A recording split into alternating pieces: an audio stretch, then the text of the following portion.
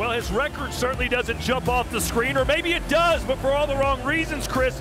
He's 12-4-2 with only 3 knockouts, and yet here he is with the opportunity of a lifetime. Scheduled for 12, this is for the WBC Flyweight Championship of the World. The champ, Martinez, in the red trunks, Cordova in the gold.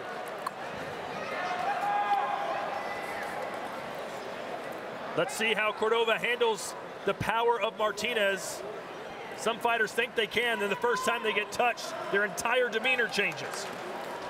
But Chris, as you know, these two men know each other very well. They're friendly, they've sparred before, so Cordova should have that experience behind him. Yeah, and he started really well, Cordova. He's picked his shots well, but he hasn't stayed in front of Martinez too long, in and out, and that's how he has to be, especially for these first 4 or 5 rounds. If it goes that far, of course, the problem with Martinez is he could just change the course of a fight in the blink of an eye. But Cordova looks relaxed, comfortable. He's even smiled in there a couple of times. They know each other well, these guys, and they will enjoy putting on a show for the fans. But Cordova, I think, knows what he has to do. And you have to remember, there have been guys that have had success against Martinez that have been boxing well against them until he managed to change the course of the fight. The one guy that really tried to mix it with him was Christopher Rosales, and we saw how that ended for him.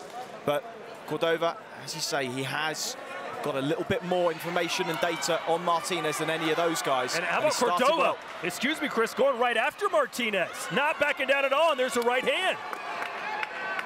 So Cordova told us he wouldn't be afraid, told us he wouldn't back up, and that's what he's doing here in the first round. Cordova knows what to watch out for, but he's still getting caught. He's just brave. He's a brave man.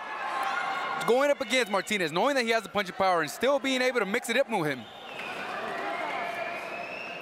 Well, with a record like 12-4-2, you're not going to get too many world title opportunities. Cordova has to make the most of this. Exactly. He's not fighting bad, though. I mean, he's being very cautious as well. And he knows that after Martinez scores 1 punch, you're going to have 2 or 3 more coming. And that's why as soon as he gets caught with 1, he backs out, just like he did now.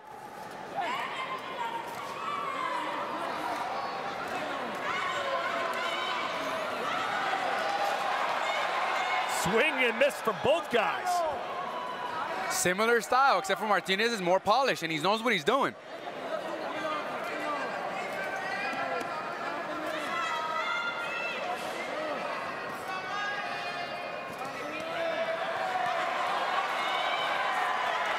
Cordova going right after Martinez, and he landed a shot across the chin. Cordova is not fighting like Martinez is the 25-1 favorite, which he is. He's definitely not considering Martinez's punching power. He's not afraid of it. He's been connected a few times, but he's just pressing forward. He wants to win.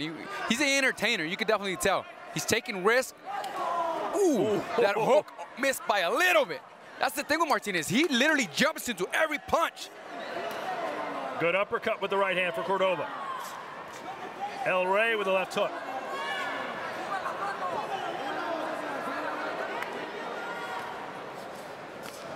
Wow. Oh, straight right sneaks through there. But Cordova fires back. A wild right hand from Martinez. Not a lot of textbook punches thrown right now for Julio Cesar. Oh, Cordova caught him with a right. He's having fun in there. Martinez isn't happy right now. He's like, all right, we're in a fight. We're not friends. Let's go. He's surprised that he's doing so well. At least that's what I can see from his facial expressions. Well, and also, Jesse, you mentioned the frustration that you could see in the hand wrapping, having to get his hands wrapped twice. It's a long, long process, nearly an hour having to sit there, take them off and start all over again. You just wonder whether that's kind of seeped into his mentality in this fight. He's fighting like a guy that's frustrated. He looks a little bit tense. He's reaching a bit with his shots, and Cordova, quite the opposite, looking very relaxed and was smiling in there at times. The lovely right hand from Martinez. Cordova walked right back into those punches.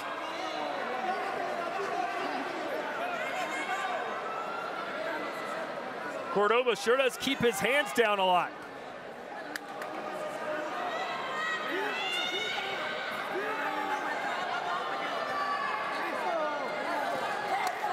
That was blocked.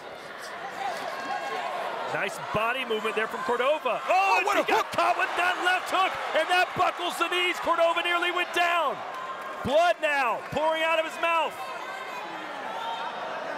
What a vicious hook. Well put right on the chin, but Joel was able to withstand that, and now he's back in the fight. Best punch of the bout so far coming from Martinez. And he's looking for that same shot. He just missed it by a little bit. Is the force, the ferocity, and accumulation of those punches from Martinez just starting to now get to the challenger as we approach the midpoint of this contest? We're in Guadalajara, Jalisco, Mexico. The first ever Canelo Promotions broadcast along with Matchroom here on Dazn. It's been a great card, and there's a big left hand, and down goes Cordova. Martinez knew he needed that shot. He needed that knockdown to change the momentum of this fight. It was too close. And that is what he does, Todd. Let's see if Martinez can close the show. The crowd is on their feet. Martinez starting to land those hooks. He's stumbling around. Can Cordova get out of the line of fire? There's so long in this fight, Todd. So long to go in this round. The referee thinking about stopping it. And they will stop it. Julio Cesar Martinez. Wow, wow, wow, wow. What a finish.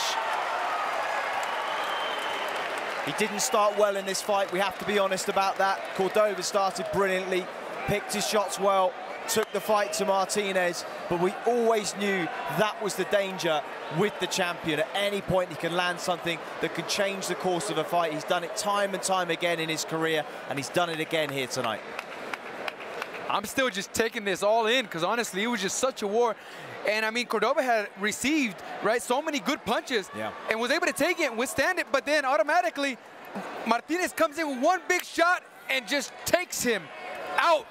You know what I mean? To a point where he just didn't know where he was. You could tell that his equilibrium was off. He didn't know where he was at. He couldn't even defend himself. I mean, maybe he could continue a little bit longer, but he was just getting punished and pummeled punch by punch with those big, huge shots by Martinez. I'm surprised with the performance from Cordova that he did an amazing job. But here you see the replay. He landed right on the chin. He continued, went after him. You could tell how bad of a position he was in. Oh.